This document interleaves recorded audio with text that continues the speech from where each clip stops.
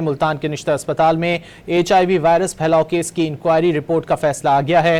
Report में गफलत साबित होने पर vice chancellor Nishtar medical university doctor Mahnaz Khakwani को ओहदे से हटाने जबकि MS निश्तर अस्पताल का इंक्रीमेंट रोकने की सिफारिश कर दी गई है। मुल्तान के निश्तर अस्पताल में HIV वायरस फैलाव केस की इंक्वायरी रिपोर्ट का फैसला आ गया है।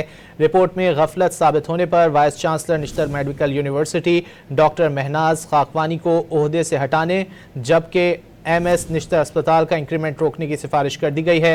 मजीद जानेंगे डॉन न्यूज़ के नुमाइंदे तासिर सुबहानी से। तासिर, मजीद क्या तफसीलात सामने आ सकी इंक्वायरी रिपोर्ट में?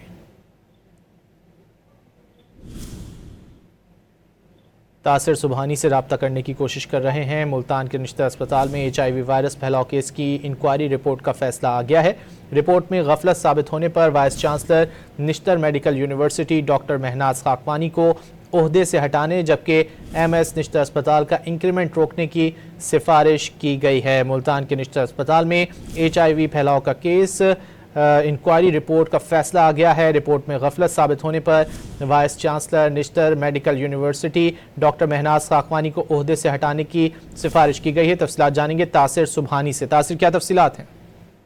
जी बिल्कुल, मैं आपको बताऊं कि निश्तर अस्पताल में एक डॉक्टरों की जानिब से मुजरमाना गफलत का सामना किया गया था, जिसमें जो है वो मुतअद्दिद मरीजों में जो है वो एड्स फैल गया था डायलिसिस मशीनों के जरिए, जिसकी जो है वो वसी पैमाने पर वजीर आला पंजाब ने इंक्वायरी करवाई थी।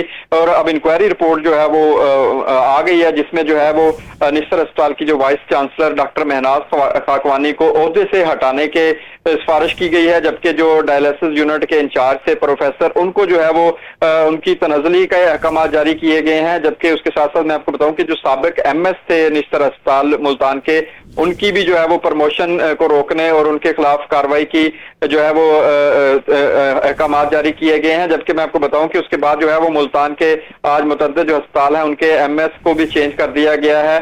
और यही कहा गया है महकमा हेल्थ की जानिब से जो जिम्मेदार हैं उनके खिलाफ जो भी गुजारिशात दी गई हैं उन पर जो है वो फौरी तौर पर अमल किया जाएगा।